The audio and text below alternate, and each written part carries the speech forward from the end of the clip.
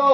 বেরাদার, হযরত গৌস পাক রাদিয়াল্লাহু তাআলা আনহুর মা ছিল একজন আলিমা, জাহিদা, মুত্তাকিয়া, পরহেজগারিনী। তার বাবা ছিল একজন ওলি, পীর, বুজুর্গ।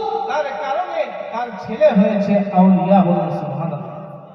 তার ছেলে হয়েছে ওলি, তার ছেলে হয়েছে মুত্তাকি, তার ছেলে হয়েছেন বড় পীর আব্দুল কাদের জিলানী। আপনিও আমিও যদি সুন্দরভাবে ইসলামিক মোতাবেক জীবন যাপন করি, তাহলে আমার আপনার সন্তানরাও সালেহ হবে, মুত্তাকি হবে, পরহেজগার হবে, আপনাকে মানবে। আজকে বাবা মাকে মানে না, আমরা বলি আমার ছেলে আমাকে মানে না, আমার ছেলে আমার সম্মান করে না, আমার মর্যাদা করে না, আমাকে ইজ্জত দেয় না।